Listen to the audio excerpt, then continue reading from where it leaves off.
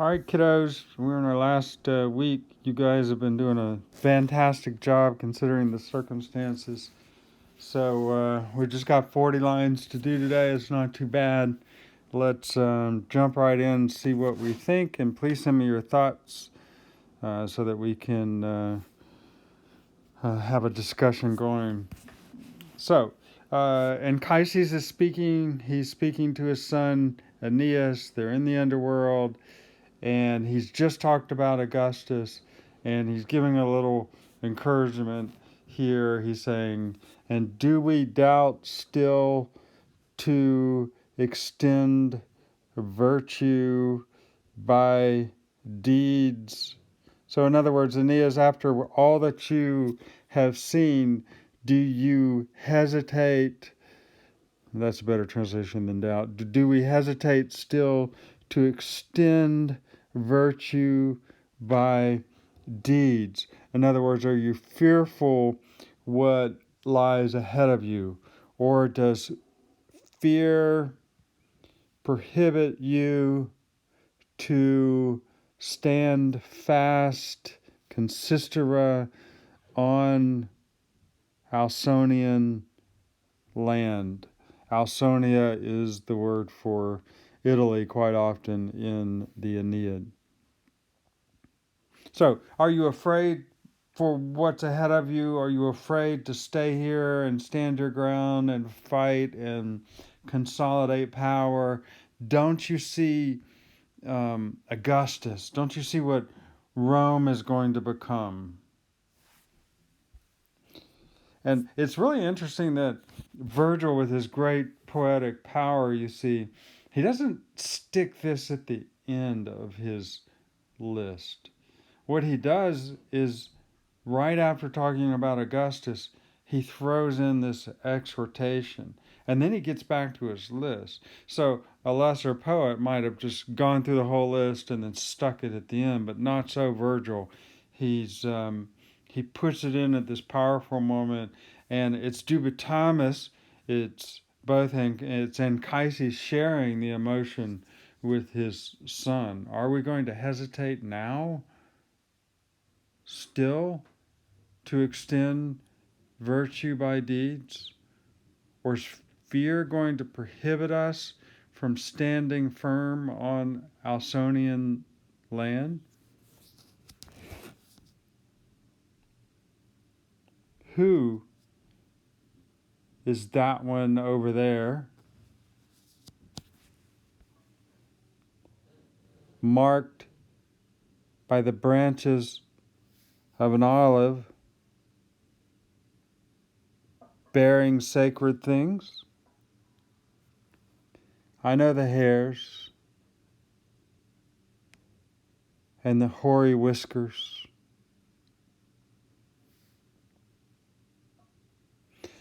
Of the Roman king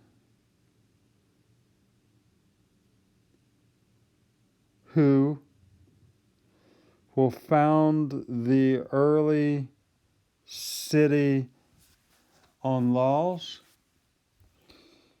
from small cures and poor land sent into great power. So we're talking about Numa, who was the second king of Rome, and he was the one who established the religious laws of Rome. And he came from a place called Cures, small town boy, but he came into great power.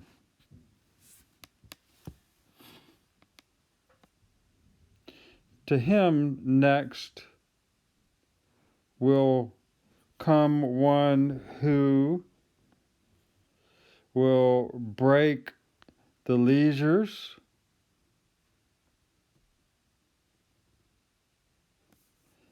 and will move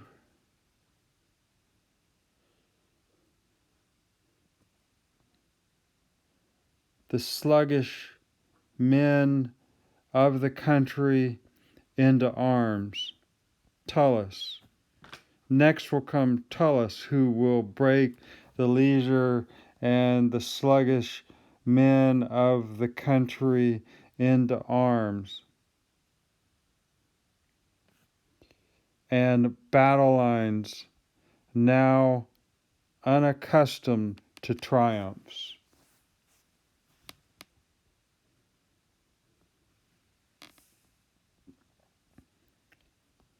Next to him,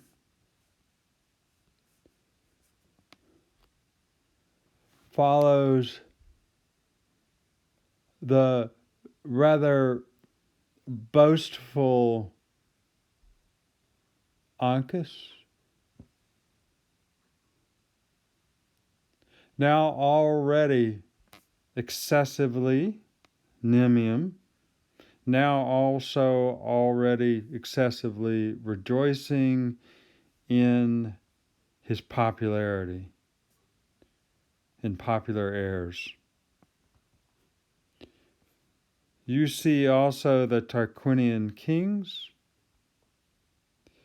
and the proud superbum spirit of the avenger Brutus. Do you wish to see? Do you wish to see the Tarquinian kings and the proud spirit of the avenger Brutus and the fasces, that's the symbol of power at Rome, received?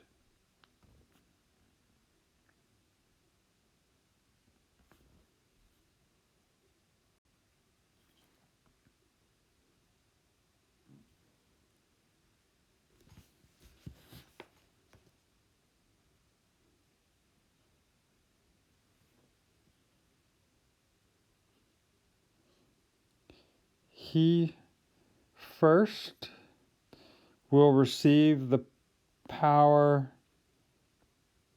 that's a future occipiate. Let's mark that future right there. He first will see the power of consul and the fierce axis, that's part of the fasces, symbol of power at Rome, and the father will covet his children who are stirring up new wars. Put an arrow there.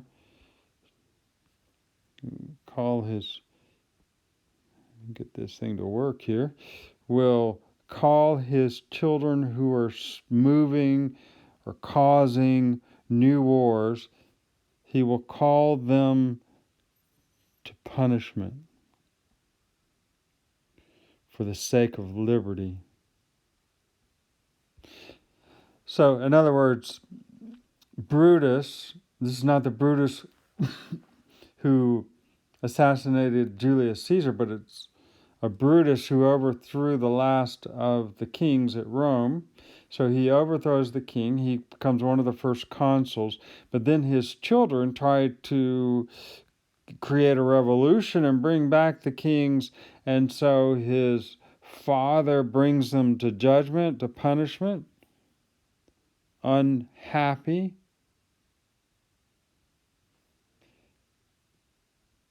However, ancestors tout those deeds. The love of the fatherland and the immense desire for praises will win out.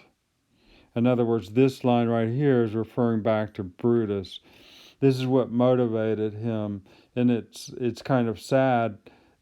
People look back on and say, we extol him for what he did, but we're reminded it was an internal struggle, and it was only his love for his fatherland and his desire for praiseworthy deeds. It's the only thing that turned him against his own children. Really hard thing to do. But Aspica, look.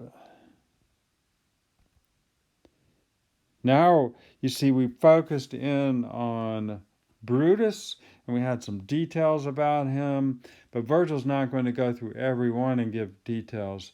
It's this typical poetic way, you see, to single out one and expound upon the one, but then give a rapid list after that.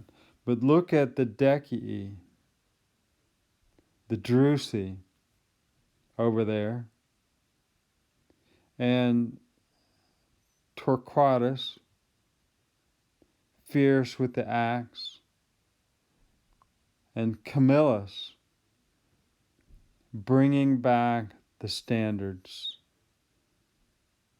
that have been lost. These are all important people from Rome's past who did great things.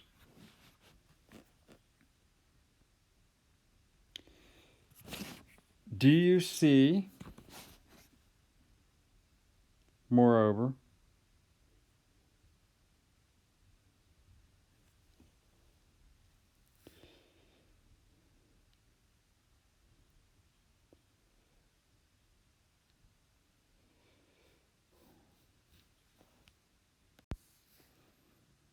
or let me word it differently,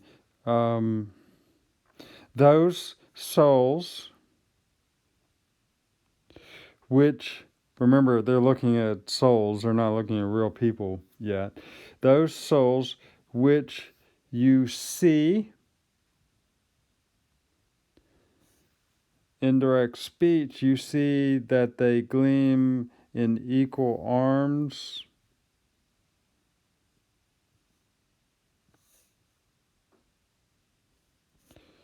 Harmonious now, and while they are pressed by night, that's why, they're harmonious down here in the underworld. Alas,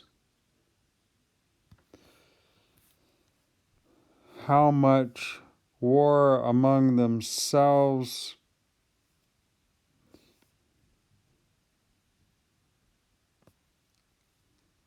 That's accusative.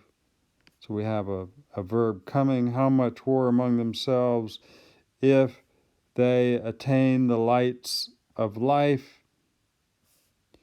How many battle lines and slaughter they will provoke, stir up.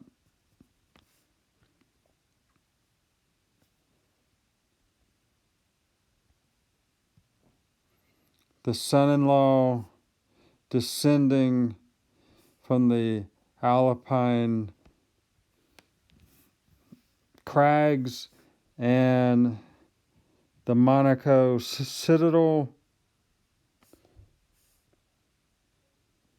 So these are the places he's coming from the citadel of Monaco.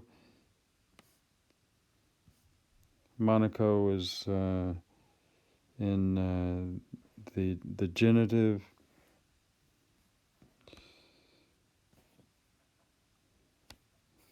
Father-in-law drawn up in the opposing or with opposing Eastern armies.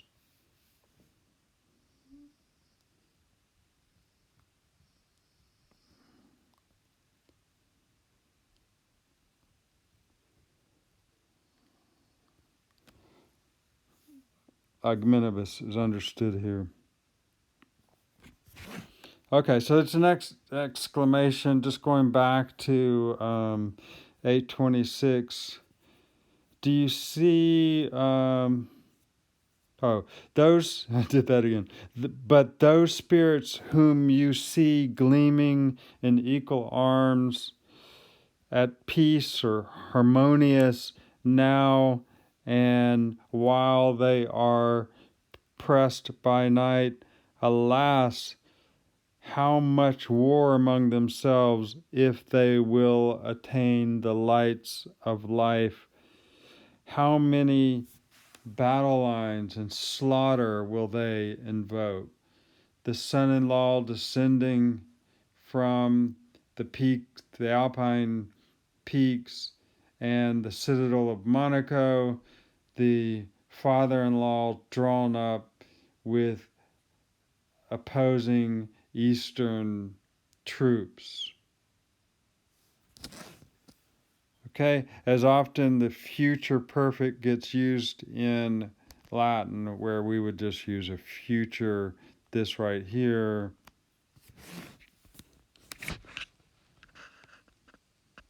A future perfect.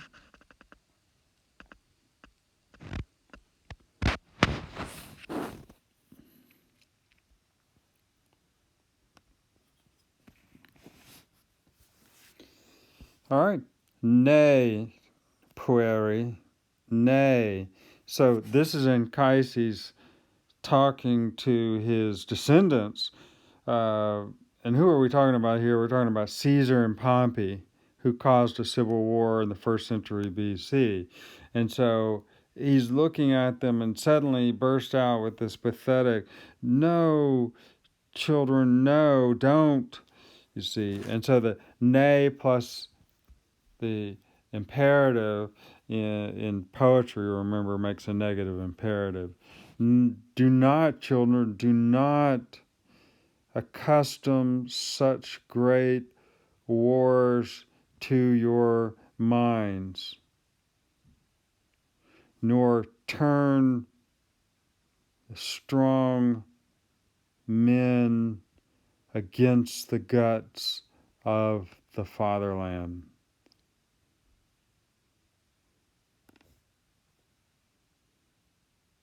Don't cause Rome to eat itself, basically.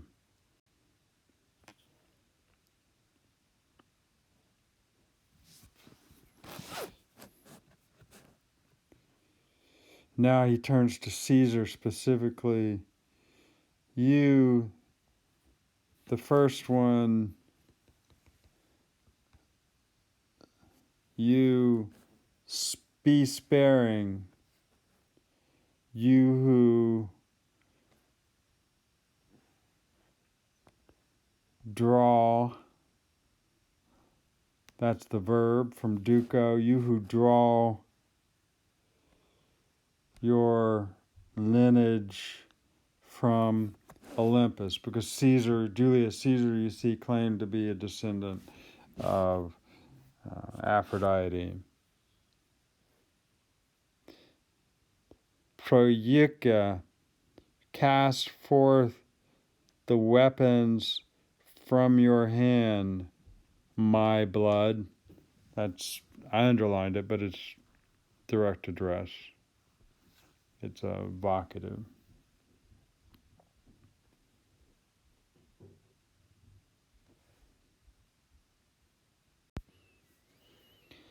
All right, in this next 836, Corinth is in the feminine, is a feminine. So we just have to remember that little tidbit. So with Corinth triumphed over, that victor will lead his chariot to the high capital, that one marked by Greeks slaughtered.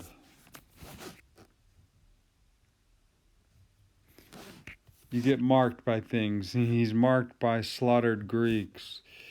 So that one marked by slaughtered Greeks, a victor will lead his chariot to the high capitals with Corinth triumphed over. That one will destroy Argos and Agamemnon's Mycenae, and the descendant of Aeacus himself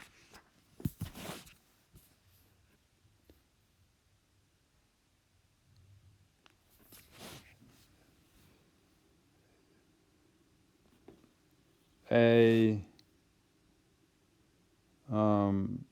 let me see, I shouldn't put a box around that one yet.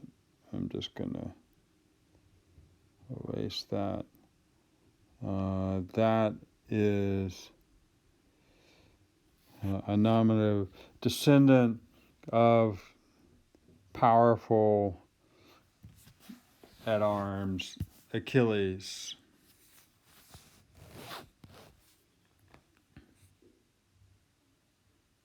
Having avenged the descendants of Troy, and the Templar goes with the next clause,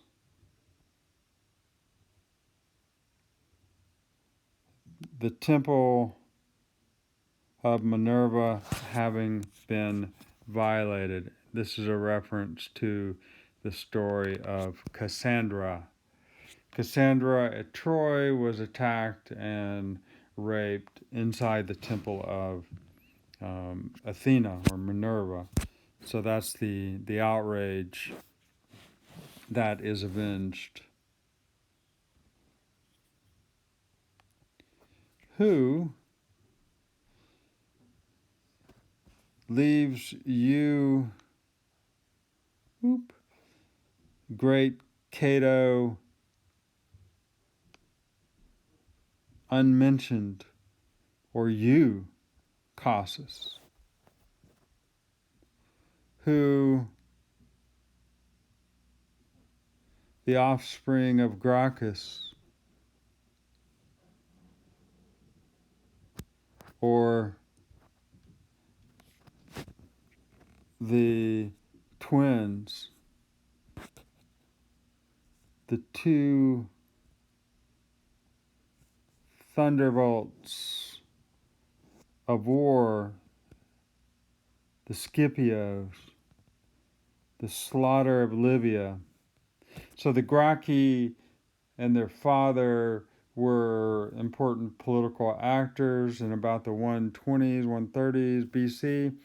And the Scipios are the ones who destroyed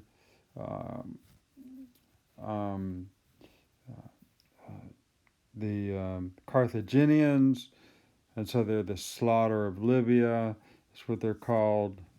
And Fabricius, powerful in a small thing, or you, Serranus, sowing with a furrow.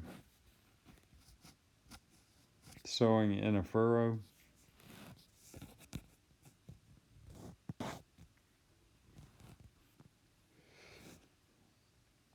Where are you hurrying me on, weary, Fabii?